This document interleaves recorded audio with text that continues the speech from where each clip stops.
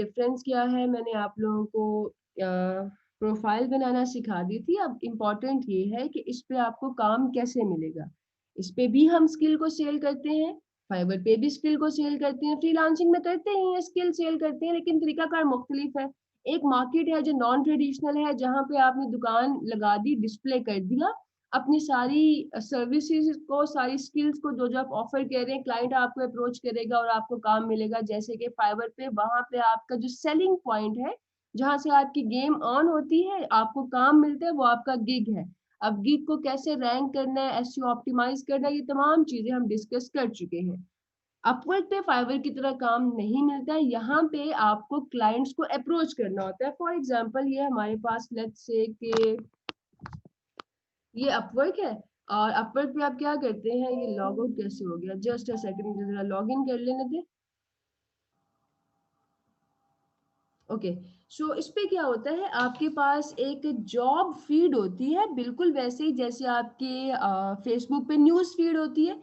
इस पे जॉब्स आ रहे होते हैं कि इसमें क्लाइंट कस्टमाइज बताता है कि जी उसको क्या काम करवाना है। फॉर एग्जांपल, मैं ये जॉब ओपन करती हूँ, ये कोकोनट डायग्राम बनानी है। जितने भी फोटोशॉप यूजर हैं सेशन में या इलिस्ट्रेटर है, बहुत आसान सा काम है, और बजट कितना है, $100। अगर यही काम जो है आप उस पे कर रहे हो फाइवर पे, तो आप $5 का गिग बनाएंगे, क्लाइंट आपके पास आएगा, आप उसे काम करके देंगे। यहाँ पे आप कस्टमाइज काम करते हैं। वही डिफरेंस है फाइवर और अपवर्क में, जो आपके ब्रांड्स और डिजाइनर में होता है। ब्रांड्स पे क्या होता है, जो उनके आर्टिकल्स है जो उन्होंने डिस्प्ले कर दिया, आपको इसी में से कुछ ना कुछ चूज करना है और आप परचेज कर लेते हैं। जबकि डिजाइनर के पास आप जाते हैं, अपनी रिक्वायरमेंट्स बताते हैं, और उस रिक्वायरमेंट के अकॉर्डिंग आपको ड्रेस रेडी करके देता है। तो यहाँ पे क्या होता है, क्लाइंट आपको अपनी रिक्वायरमेंट बताता है कि भाई हो सकता है काम तो देखो ना फोटोशॉप का ही है, इसमें आपने एक कोकोनट की ड्राइंग बनानी है, बट क्लाइंट आपको बताएगा कि उसको किस तरह की ड्राइंग चाहिए। आप उसको अप्रोच करोगे, बताओगे कि भाई आप ये काम कर सकते हैं, ये आपका एक्सपीरियंस है, और वो सब चीजें जो आप बताते हैं वो एक प्रपोजल में बताते हैं। होता है इस पे क्या है, सबसे पहले तो आपने अपनी कैटेगरी ऑन करनी है। सिंगल कैटेगरी में काम करोगे, फाइवर अपवर्क किसी भी मार्केट प्लेस पे आपने काम करना है और ग्रो करना है, तो शुरू में आप सिंगल कैटेगरी में काम करेंगे। ये इसकी सारी कैटेगरीज हैं। आप यहाँ पे क्लिक करते हैं, फॉर एग्जांपल मैंने किसी भी एक कैटेगरी पे क्लिक किया, अभी तो मैं रैंडमली किया आपको कैटेगरीज दिखाने के लिए। तो लेफ्ट साइड पे आपके पास सारी कैटेगरीज यहाँ पे शो होंगी। अपवर्क की, फाइवर की तरह ही होती है ऑलमोस्ट। एक डिजाइन की है, एक डेवलपमेंट की है, कंटेंट राइटिंग की है, अकाउंटिंग की है, ये सारी कैटेगरीज है। ठीक है, अकाउंटिंग की है, admin support, customer service, data science, engineering, design, IT, legal, sales, translation, web, mobile and writing, ये सारी कैटेगरीज हैं। इसमें से आप अपनी पहले कैटेगरी सिलेक्ट करते हो ताकि आपके पास उस कैटेगरी से मुतालिका जॉब्स आए। फॉर एग्जांपल, मैंने डिज़ाइन की कैटेगरी को सिलेक्ट किया, मैं चाह रही हूँ मुझे डिज़ाइन के प्रोजेक्ट्स नज़र आए। तो जी अब आपके पास जो प्रोजेक्ट्स नज़र आएंगे वो होंगे डिज़ाइन से रेलिवेंट। और कोई भी एक हम प्रोजेक्ट ओपन करेंगे, ये भी उसको एक कोलाज बनाना है, बहुत ही आसान काम है। फोटो कंपोजिट कहते हैं कोलाज बनाने को, या फोटोशॉप मैनिपुलेशन को। 6 कैश काउ हैं डिज़ाइन की, जिनकी फाइवर, अपवर्क, freelancer.com और जितने भी आपके पास फ्रीलांस मार्केट प्लेसेस हैं उस पर इक्वल डिमांड है। इसमें फोटोशॉप की स्किल्स आ जाती हैं, जिसमें मैनिपुलेशन होता है। ये आपको इसलिए बता रही हूँ बिकॉज अपवर्क पे काम करने के लिए आपके पास कैश काउ स्किल का होना ज़रूरी है, क्योंकि इस पे बजट इतना अच्छा होता है कि आपका $5 का इंस्टेंट स्किल उसी में इंक्लूड हो जाता है। तो फोटोशॉप स्किल्स में आ जाती है मैनिपुलेशन की, इन्हेंसमेंट की, प्रोडक्ट कटआउट्स आ जाते हैं, अमेजोन की स्किल्स आ जाती हैं, इलिस्ट्रेशन में अब पैटर्न डिज़ाइन, टेक पैक्स, ये चीज़ें हैं, बुक डिज़ाइन है, सोशल मीडिया डिज़ाइन है, प्रेजेंटेशन और पैकेजिंग। तो ये टी शर्ट डिज़ाइन भी आपका समवट जो है वो उसी में आ जाता है, आपके क्लॉथिंग में, फोटोशॉप में। अच्छा, फॉर एग्जांपल हमने ये एक प्रोजेक्ट ओपन किया, इसको एक ई बुक डिज़ाइन करवानी है। ये आपके पास प्रोजेक्ट की सारी रिक्वायरमेंट होती है, ठीक है, कि क्लाइंट को क्या चाहिए, और वो आपसे पूछ रहे कितने काम का आपको टाइम लगेगा, और उसने अपना एक फॉर्मेट दिया है, देन बजट मेंशन किया है। एक चीज़ आप लोगों ने देखनी है, ये आपके टैग्स, ये टैग जब आप अपनी प्रोफाइल बनाते हैं ना, तो आप उसमें मैंने बताया था स्किल के टैग्स लगाते हैं। रिमेंबर 2 सेक्शन थे लास्ट टाइम स्किल के। अगर तो आपके स्किल के टैग, स्किल और एक्सपर्टीज के टैग इनसे मैच कर रहे हैं, तो आपके ज़्यादा चांसेस हैं कि ये प्रोजेक्ट आपको मिलेगा। जिस तरह से फाइवर एसईओ पे चलता है कि आपका अगर गिग अच्छा बना होता है तो रैंक हो जाता है, आपको ऑर्डर जल्दी मिल जाते हैं। इसी तरह से अपवर्क कोरिलेशन पे चलता है। इसका मतलब ये है कि अगर आपका प्रपोजल, अब ऑब्वियसली अगर मैं इस प्रोजेक्ट पे काम करना चाह रही हूँ तो मुझे क्लाइंट को अप्रोच करना है। क्लाइंट को अप्रोच करने के लिए आप लिखेंगे एक प्रपोजल, सबमिट अ प्रपोजल पे क्लिक करेंगे। और अभी हम ये सारा प्रोसीजर देखते हैं। उससे पहले जो मैं बात करी थी वो ये कि अपवर्क चलता है कोरिलेशन पे। कोरिलेशन का मतलब ये है कि अगर आपके प्रपोजल में क्लाइंट के मुतालिका बात नहीं की गई तो आपका प्रपोजल क्लाइंट को शो ही नहीं होता। बिल्कुल वैसे ही जैसे आपके पास होता है ना फेसबुक में मैसेंजर की ऑप्शन है, जो आपके फ्रेंड्स हैं उनके मैसेजेस आपको इनबॉक्स में आते हैं, जो आपके फ्रेंड्स नहीं होते उनके मैसेजेस अदर में चले जाते हैं। इसी तरह से जब आप अपवर्क पे क्लाइंट को प्रपोजल लिखते हैं, अगर आपने रेलिवेंट प्रपोजल नहीं लिखा तो क्या होता है कि आपका जो प्रपोजल है वो एक अदर के फोल्डर में चला जाएगा, क्लाइंट चेक करेगा तो नजर आएगा। तो ये एक अच्छी टेक्निक नहीं है। हम ऑब्वियसली चाहते हैं कि जी हमारा प्रपोजल क्लाइंट को सबसे पहले नजर आए। तो आज मैं आपको कुछ ऐसी टेक्निक्स बताऊंगी जिसकी मदद से आपका प्रपोजल क्लाइंट को टॉप पे नजर आएगा। अच्छा, इस पे ना आपको जब आप अकाउंट्स बनाएंगे आपको ऑप्शन मिलेगी स्पेशलाइज्ड प्रोफाइल बनाने की। वो आप लोग तब तक नहीं बनाओगे जब तक आपके पास कोई कैश काउ नहीं होती। कैश काउ 6 है डिजाइन की, मैंने बता दी है। शुरू आप जनरल प्रोफाइल से करेंगे।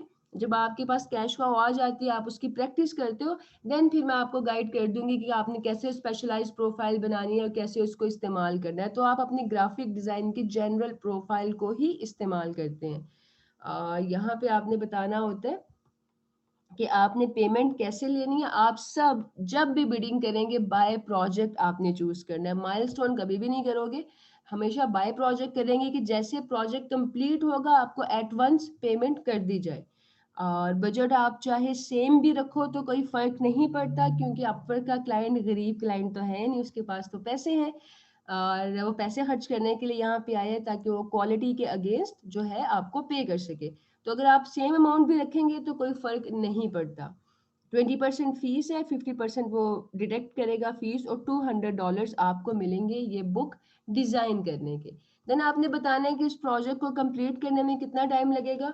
अब ये दोनों ऑप्शंस, जो पेमेंट की है, जो प्राइसिंग की है और जो टाइम ड्यूरेशन की है, फाइबर पे गिग बनाते हुए आप ऑलरेडी इन चीजों को सेट कर लेते हैं। जबकि अपवर्क पे हम इसको जो है मैन्युअली सेट करते हैं। हर दफा जो है हम इसमें जो है कस्टमाइज चेंजेस करते हैं। इसमें सबसे पहले जो लास्ट ऑप्शन है लेस देन 1 मंथ, ये आपने हमेशा चूज करना है क्योंकि इससे कम हमारे पास कोई ऑप्शन नहीं है। तो हम चूज करेंगे लेस देन 1 मंथ को। और अब जो आपके कवर लेटर का सेक्शन है, यहाँ पे जो आप डिटेल्स लिखेंगे ना, वहां से आपकी गेम ऑन होगी। वो आपका सेलिंग पॉइंट है जिसकी बेस पे क्लाइंट डिसाइड करेगा कि आपको प्रोजेक्ट मिलना है या प्रोजेक्ट नहीं मिलना। और इसको हम कहते हैं प्रपोजल। और आज मैं आपको सिखाऊंगी प्रपोजल की कुछ टेक्निक्स, कुछ टिप्स जिसकी मदद से आप विनिंग प्रपोजल लिख सकते हैं। ठीक है, ये प्रोसीजर है। आप यहाँ पे बिड करेंगे रात 2 बजे के बाद, क्योंकि उस टाइम कंपटीशन कम होता है, जॉब के चांसेस ज्यादा है, अच्छे प्रोजेक्ट्स आते हैं उस टाइम पे हमारे पास। तो ये देखिए यहाँ पे डिफरेंट डिफरेंट जो है आपको नजर आएंगे। इसमें आपने प्रेजेंटेशन बनानी है। प्रेजेंटेशन का स्किल इतना शानदार है कि आप 4-5 घंटे काम करके जो है अच्छे खासे पैसे कमा सकते हैं। इसमें डेटा शीट्स बनानी है, $200 बजट है। काम जो है ये मैक्सिमम 2 से 3 आवर्स का है। तो यहाँ पे आप जो है ना अपनी स्किल के हिसाब से पहले प्रोजेक्ट ढूंढते हैं कि कौन सा काम आप कर सकते हैं। अब यहाँ पे $10 वाला प्रोजेक्ट भी है, $50 वाला भी है।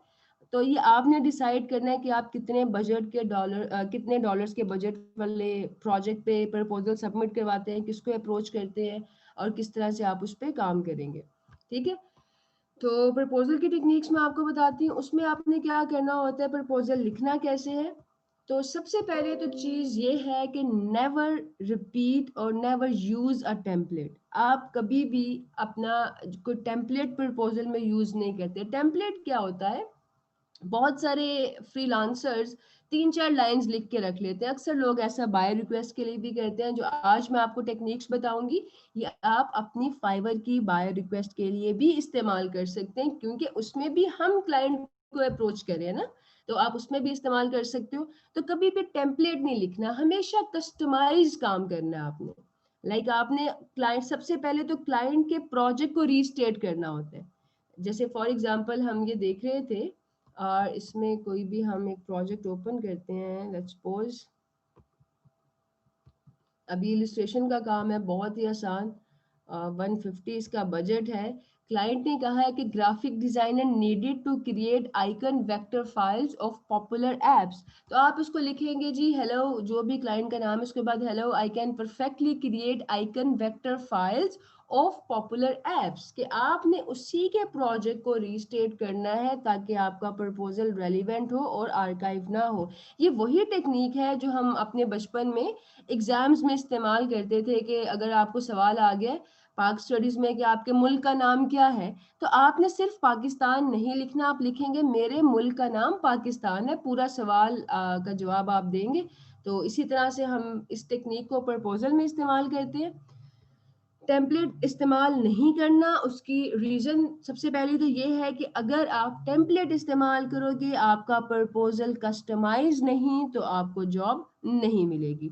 दूसरा ये है कि जब आप टेम्पलेट इस्तेमाल करते हैं तो आप जॉब रिक्वायरमेंट्स पढ़ते नहीं हैं, डिस्क्रिप्शन देखते नहीं, रोबोटिकली अप्लाई कर रहे होते हैं। इससे आपको क्लाइंट के साथ कम्युनिकेट करते हुए खासी प्रॉब्लम का सामना करना पड़ सकता है। हो सकता है आप ऐसे प्रोजेक्ट पे बिड कर दें जो आपकी स्किल्स के साथ मैच ही नहीं करता। तो जब आप ऐसे प्रोजेक्ट पे बिड करेंगे तो क्या होगा, आपके कनेक्ट्स जाया होंगे। कनेक्ट्स क्या होते हैं, अब फाइवर पे तो फ्री में काम कर रहे होते हैं, फाइवर तो बस फीस लेते हैं। अपवर्क ऐसा नहीं करता। अपवर्क पे आपको एक प्रपोजल सबमिट करवाने के लिए कनेक्ट्स जो है वो चाहिए होते हैं। कनेक्ट्स का मतलब आप ऐसे समझ लो, जैसे वीडियो गेम खेलने के लिए टोकन चाहिए होते हैं ना, या आप कोई भी मोबाइल पे गेम खेल रहे हो तो उसमें कुछ क्रेडिट्स होते हैं, उनको इस्तेमाल करते हुए जो है आप अपने गेम के लेवल्स को अपग्रेड करते हैं, करेक्टर को अपग्रेड करते हैं। बिल्कुल ऐसे ही आपके पास एक वर्चुअल मनी होती है इसके अंदर, अपवर्क में, जिसको कनेक्ट्स कहते हैं। आपको हर एक प्रोजेक्ट पे प्रपोजल सबमिट करवाने के लिए 2 से 6 कनेक्ट्स चाहिए होते हैं। ये कनेक्ट्स फ्री में नहीं होते। शुरू में जब आप प्रोफाइल बनाएंगे तो आपको 20 फ्री के कनेक्ट्स मिलेंगे। अगर आप चाहते हैं कि आपको उन्हीं फ्री के कनेक्ट्स में से कोई ना कोई प्रोजेक्ट मिल जाए और जो प्रोजेक्ट आपको मिले उसके पैसों से आप मजीद कनेक्ट्स बाय कर लें, तो आपने ये वीडियो लाजमी देखनी है, how to get project on Upwork. इसमें मैंने पूरी टेक्निक बताई है कि किस तरह से आप अपने कनेक्ट्स का एफिशिएंटली इस्तेमाल कर सकते हैं। अगर इसी टेक्निक को फॉलो करोगे तो इंशाल्लाह आप लोगों को जो है अपवर्क पे 20 फ्री कनेक्ट्स के साथ ही जो है प्रोजेक्ट मिल जाएगा। How to get project on Upwork. और उसके बाद आपने क्या करना है, जिसमें होता ये है कि अगर आपका प्रोजेक्ट जिस पे आप प्रपोजल लिखने जा रहे हैं, अगर उसका बजट $50 से कम है तो 2 कनेक्ट्स लगते हैं। अगर उसका बजट जो है $50 से ज़्यादा और $500 से कम है तो 4 कनेक्ट्स लगते हैं। अगर $500 से ज़्यादा है तो आपके 6 कनेक्ट्स लगते हैं। बहुत वाइजली कनेक्ट्स को यूज़ करना होता है, क्योंकि अगर आपको जॉब ना मिलेगी तो आपके कनेक्ट्स ज़ाया हो जाएंगे। तो इसलिए हमेशा अपने डिस्क्रिप्शन को देखें, डिस्क्रिप्शन को पढ़ने के बाद आप जो है उस पर प्रपोजल सबमिट करवाएंगे। अब प्रपोजल में लिखना क्या है, ये 5 चीज़ें जो हैं ये बहुत ज़्यादा इम्पॉर्टेंट है आपके लिए एक विनिंग प्रपोजल क्राफ्ट करने के लिए। सबसे पहले तो ये कि कीप योर प्रपोजल शॉर्ट। इसके साइकिक रीज़न ये है कि किसी को भी लंबे लंबे बुक मैसेज पढ़ना पसंद नहीं होता। अक्सर लोग फ़ोन पे भी टेक्स्ट करते हैं, बुक मैसेजेस लिखते हैं, पढ़े ही नहीं जाते। वो लोग पढ़े बगैर ही आगे से या के का रिप्लाई कर देते हैं। इसी तरह क्लाइंट्स, अगर आप उनको बुक प्रपोजल लिखेंगे, लंबे लंबे पैराग्राफ्स लिखेंगे, कभी भी नहीं पढ़ेंगे। किसी को आपकी लाइफ स्टोरी पढ़ने में इंटरेस्ट नहीं है। क्लाइंट वहाँ पे अपना प्रॉब्लम के सोल्यूशन के लिए आया है, आपकी स्किल परचेज करने, आपकी कहानी सुनने नहीं आया कि आपने ग्रेजुएट कब किया, फिर आपने क्या कौन कौन से काम किए, क्या क्या कारनामे सर अंजाम दिए। ये तमाम डिटेल्स आपकी प्रोफाइल में मौजूद हैं। तो जो चीज़ आपकी प्रोफाइल में लिखी जा चुकी है उसको दोबारा से रिपीट करने की ज़रूरत नहीं है। ये तो था इसका साइकिक रीज़न। टेक्निकल रीज़न ये है कि अगर आप देखो तो ये पूरी फीड है। आपके पास किसी भी प्रोजेक्ट की कितनी लेंथ शो होती है? जस्ट 2.5 लाइन्स, बाकी मोर के सेक्शन में चली जाती हैं। मोर पे क्लिक करोगे तो आपको बाकी का जो है डिटेल्स वो नजर आएंगी। चलो हम तो फ्रीलांसर है, हम तो मोर पे क्लिक करके पढ़ेंगे ही पढ़ेंगे, बट क्लाइंट फ्रीलांसर थोड़ी है, वो मोर पे क्लिक नहीं करते। वो प्रेफर करते हैं कि भाई जो हमें 2-2.5 लाइनों में लिखा हुआ नजर आ रहा है ना उतना ही पढ़े, और फिर उसी पे वो डिसाइड करते हैं। इसके साथ साथ मार्केट प्लेस यानी अपवर्क भी यही प्रेफर करती है कि भाई शॉर्ट प्रपोजल हो। वो जमाना गुजर गया लॉन्ग प्रपोजल वाला, आप पूरी पूरी कहानियां लिखते थे। अब मार्केट प्लेस जो है प्रिसाइज और शॉर्ट प्रपोजल को प्रेफर करती है। जो आपने बाय रिक्वेस्ट लिखनी है वो तो आपकी डेफिनेटली 2 लाइनों से ऊपर नहीं होनी चाहिए। 2 लाइनें काफी हैं। पहली लाइन में प्रोजेक्ट रीस्टेट कर दो। उसके बाद बता दें कि आप इस प्रोजेक्ट पे काम करने के लिए फौरी तौर पे अवेलेबल है। एंड पे क्या लिखना है वो भी बताती हूँ। एंड वाली लाइन जो होती है वो हमारा मैजिकल फैक्टर है, वो आपने लाजमी ऐड करना है।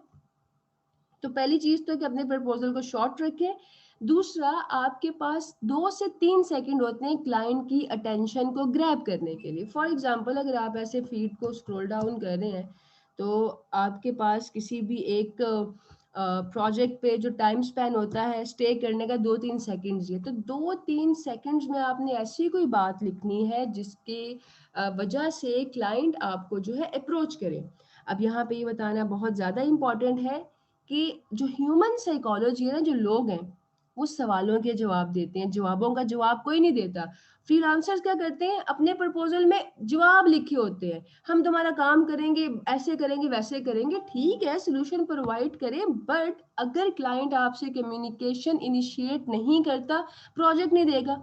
सबसे पहली चीज तो ये है ना कि भाई वो आपको रिस्पॉन्स करे। जब रिस्पॉन्स करेगा तो अपर कहता है कि 90% चांसेस हैं कि क्लाइंट अगर आपके इनबॉक्स में आ गए तो वो आपको ऑर्डर प्लेस करेगा, आपको जो है अपना प्रोजेक्ट अवॉर्ड करेगा। तो उसके लिए हम क्या करते हैं, क्लाइंट से कम्युनिकेशन इनिशिएट करने के लिए कोई ना कोई क्वेश्चन ऐड करते हैं, क्योंकि जनरली भी लोग सवालों का जवाब देते हैं। तो अब वो सवाल कोई भी हो सकता है, आप उससे पूछ सकते हैं कि क्या उसको आपका रेलिवेंट काम देखना है, पोर्टफोलियो देखना है, या क्या वो इंटरेस्टेड है कि आप उसके लिए एक फ्री मॉकअप कर दें या इनिशियल ड्राफ्ट बना दें। डिजाइन के रेलिवेंट प्रोजेक्ट है तो आपको बेशुमार सवाल है, कलर्स क्या होंगे, फ़ॉन्ट कैसे, कोई भी सवाल पूछो जिसका वो जवाब दे। ठीक है, तो ये सवाल हमने अपनी डायरी लाइनों के अंदर ही पूछना है, क्योंकि अगर 2.5 लाइनों से ऊपर जाएगा तो उसका मतलब मोर पे क्लिक करेगा। इसलिए आप क्या करो, सबसे पहली लाइन में आप लिखेंगे हेलो। कोई आपने इसमें respected, dear, madam, sir words इस्तेमाल नहीं करने। क्लाइंट ना तो आपका रिश्तेदार है और ना ही उसने आपको खरीदा हुआ है। बिल्कुल प्रोफेशनल टोन में बात करनी है। हाय या हेलो से स्टार्ट करें। और अगर आपको क्लाइंट का नाम पता है तो बहुत अच्छी बात है आपके लिए, आप वो ऐड कर सकते हैं। नाम देखने के लिए जब आप कोई प्रोजेक्ट ओपन करते हैं तो उसको स्क्रॉल डाउन करें, उसके नीचे होते हैं क्लाइंट के रिव्यूज। अक्सर औकात इन रिव्यूज में क्लाइंट का जो है ना वो नाम किसी फ्रीलांसर ने मेंशन किया होता है। यहाँ पे नहीं हुआ, कोई और ओपन करते हैं तो आप उस नाम को इस्तेमाल करेंगे। ये इससे अटेंशन ग्रैब होती है। रैंडम नामों से तो कोई भी आपको रिप्लाई नहीं करेगा ना। जैसे इस क्लाइंट का नाम सैम है तो आप लिखोगे हेलो सैम, वो फट से क्लाइंट देखेगा इतने सारे प्रपोजल है, इसने मेरा नाम कॉल किया है तो डेफिनेटली कोई बात होगी। आपने हेलो सैम के बाद अगली बात ही लिखनी है कि I can perfectly design Amazon images for you according to your requirements. I am ready to start right away. Do you have images या डू यू हैव पिक्चर्स? कोई भी ऐसा क्वेश्चन जिसके जवाब में वो कि यस नो या आपसे बात करेगा और आप फौरी तौर पे जवाब देंगे तो डेफिनेटली वो प्रोजेक्ट आपका ही है। थर्ड चीज जो आपने ऐड करनी है कि अगर तो आपने अपने कोई सैंपल अटैच करने हैं तो उसको स्टार्टिंग में ही ऐड कर दो। आपने प्रोजेक्ट रिस्टार्ट किया और आप उसे कहेंगे जी मैंने कुछ सैंपल अटैच किए हैं, आप वो काइंडली चेक कर ले। एंड पे सैंपल अटैच करने से जो है ना, एक तो उसमें वेट इंक्रीज नहीं होता, दूसरा क्लाइंट की अटेंशन ग्रैब नहीं होती। सो अगर आपको कोई अपना पोर्टफोलियो को वर्क सैंपल्स अटैच करने हैं तो आप अपनी प्रपोजल की बिगनिंग में ही उसको ऐड कर देंगे। एक और बहुत इम्पॉर्टेंट चीज जो हर क्लाइंट जानना चाहता है और यही आपकी कोर पर्पस है आपके प्रपोजल का, और वो क्वेश्चन ये है कि आपके साथ क्यों काम किया जाए, मार्केट में 1001 लोग मौजूद हैं तो आपके साथ काम क्यों किया जाए। अब बहुत से फ्रीलांसर्स गलती ये करते हैं कि अगर उनको इस ये ट्रिक क्वेश्चन है, ये कोई पूछता नहीं है, लेकिन ऑब्वियसली जब आप जॉब के लिए जाते हैं, कहीं भी जॉब के लिए जाए, वो आपसे जरूर पूछेंगे जी आपको ही क्यों हायर करे, भाई इतने सारे लोग बैठे हैं, अगर आपको हायर कर लेते हैं तो आपसे हमारी ऑर्गेनाइजेशन या कंपनी को क्या फायदा होगा। तो ये ट्रिक क्वेश्चन है, इसका आंसर बहुत इंपॉर्टेंट है, लेकिन इसमें आपने जो गलती नहीं करनी वो ये है कि बहुत सारे फ्रीलांसर्स करते हैं जी, you should hire me because I am very intelligent, I am very cooperative, I am very talented, I am expert. इस तरह की बातें आपने नहीं लिखनी।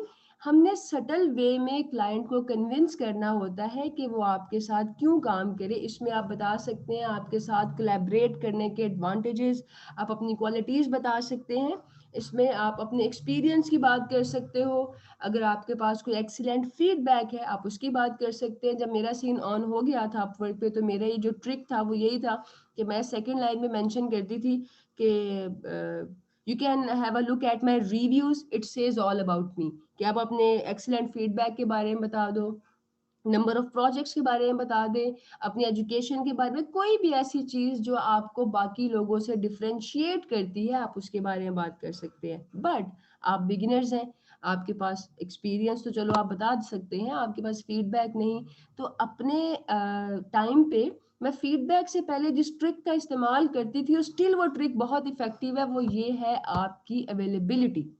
अगर आप क्लाइंट को ये बताते हैं ना कि आप अभी काम करने के लिए स्टार्ट है, बहुत सारे फ्रीलांसर्स नहीं होते, वो बिड करते हैं सो जाते हैं, अगर आप अवेलेबल हो स्टार्ट काम करने के लिए, क्लाइंट आपको इमीडिएट रिस्पॉन्स करता है। आप क्लाइंट को अगर ये कहते हैं कि भाई आप फ्री मॉकअप बना के देंगे, फ्री कोई इनिशियल ड्राफ्ट बना के देंगे, या आप उसको कोई ऑफर कर दें, क्लाइंट आपको इमीडिएट रिस्पॉन्स करेगा।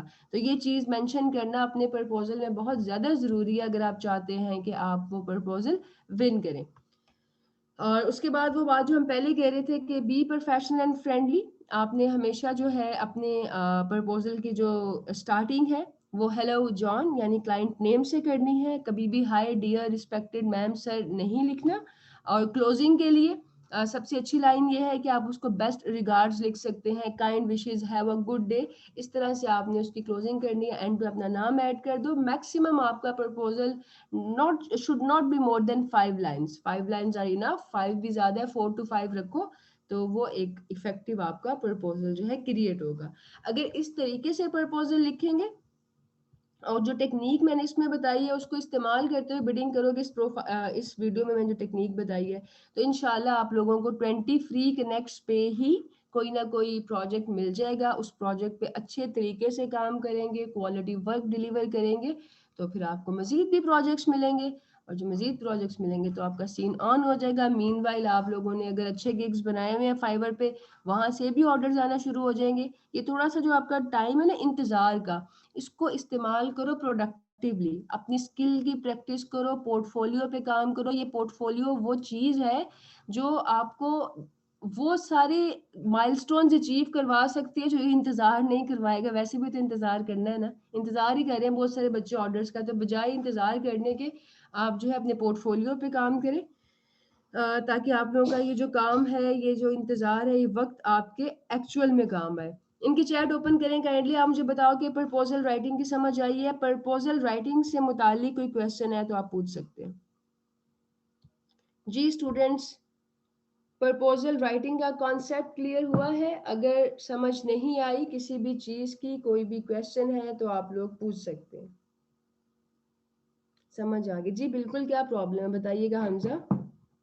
ओके दैट्स गुड, क्लियर है। तो मैं एक्सपेक्ट करूं कि अब आप लोग अपवर्क पे भी स्टार बनेंगे, अपवर्क पे भी जाके जो है इतना शानदार काम, क्योंकि देखो अपवर्क पे कंट्रोल आपके हाथ में होगा, आपको ऑर्डर का इंतजार करने की जरूरत नहीं है, आपने बिडिंग करनी है, सही तरीके से प्रपोजल लिखोगे, अच्छे सैंपल्स हैं आपके पास, क्लाइंट को ऐसी ऑफर करेंगे कि वो आपको रिस्पॉन्ड करे। जब रिस्पॉन्ड कर देगा तो 90% प्रोजेक्ट आपके।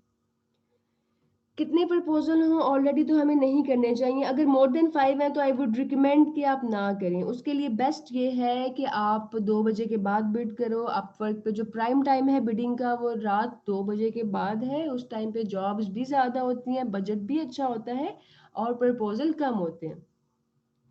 गिग में पैकेज डिज़ाइन के हम क्लाइंट को सोर्स फाइल और फुल रैप और 3 डिज़ाइन और भी बहुत ऑप्शंस होते हैं, इनका मतलब क्या है और ये ऑफ़र कर सकते हैं।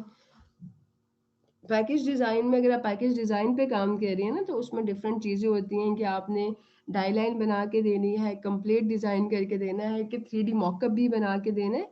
तो ये आपकी स्किल पे डिपेंड करता है। अगर आप पैकेज डिज़ाइन सीख रहे हो या आप जानते हो, तो आपको पता है कि आप इसमें से क्या-क्या चीज़ें परफ़ॉर्म कर सकते हैं। जो-जो आप परफ़ॉर्म कर सकते हो, वो ऑप्शंस आपने टिक कर लेने हैं। बिल्कुल, आप क्लिनिक पे चेक करवाएँगे दुआ प्रोफ़ाइल को डन करने से पहले, क्योंकि इसको हम बार-बार एडिट नहीं करते, हमने इसको एक ही दफ़ा सही तरह से अपलोड करना है और इसलिए आप चेक करवा के अपलोड करेंगी।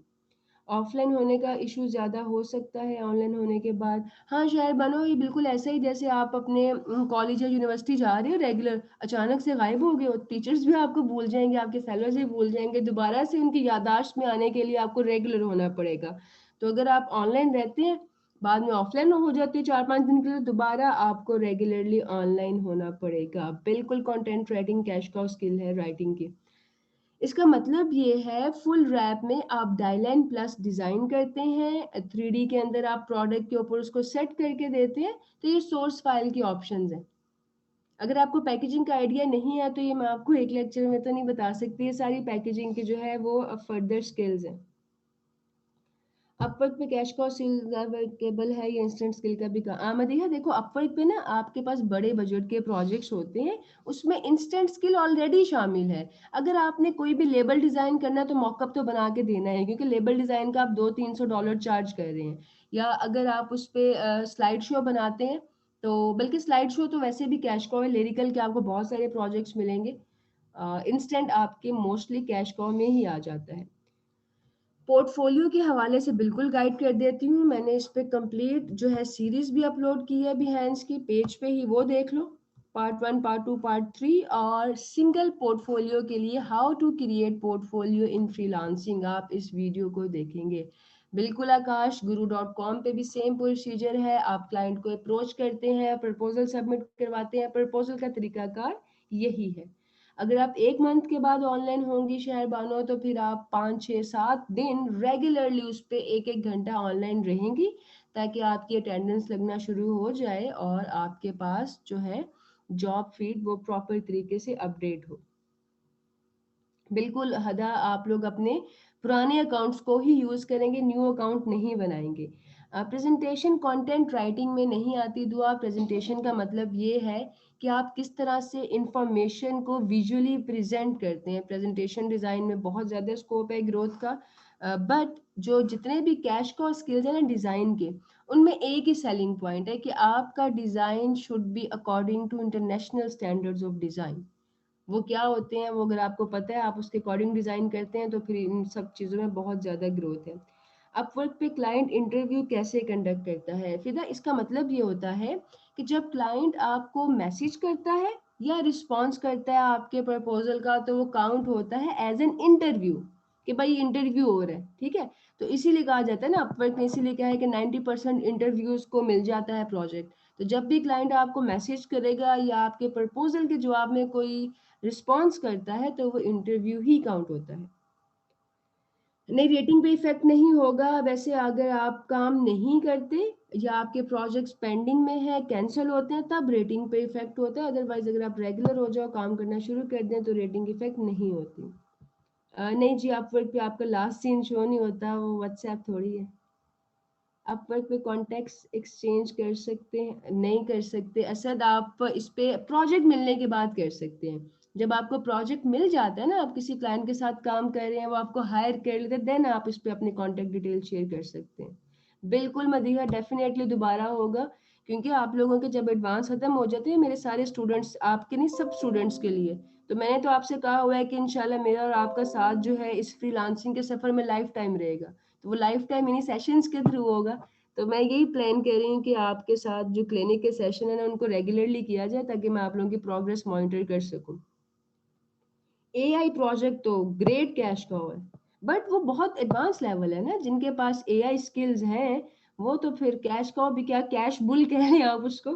यूआई यूएक्स कैसे बनाएंगे? ये डिज़ाइन की स्किल है, इसमें आप यूज़र इंटरफेस और यूज़र एक्सपीरियंस डिज़ाइन करते हैं। जैसे आप देखो, आप जूम इस्तेमाल व्हाट्सएप इस्तेमाल करते हो, व्हाट्सएप कैसा दिखेगा, कहाँ पे कॉल का बटन है, कहाँ पे पिक्चर है, कहाँ पे मैसेज लिखना है, ये सारा चीज़ कहलाती है यूज़र इंटरफेस। लेकिन अगर कोई यूज़र कॉल का बटन प्रेस करता है तो क्या फंक्शन परफॉर्म होगा, ये कहलाता है यूज़र एक्सपीरियंस। ये भी कैश काउ है, एडवांस लेवल का कैश काउ है।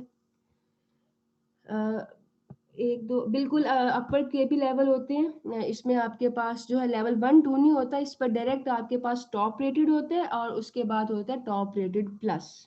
उसके लिए सर्टेन अमाउंट आपको अर्न करनी पड़ती है, एक्टिव रहना होता है, प्रोजेक्ट्स पे काम करना होता है, आपकी completion rate should be around 90 plus. बिल्कुल आप अपवर्क की डिस्क्रिप्शन भी फैजान क्लिनिक से वेरीफाई करवाएंगे।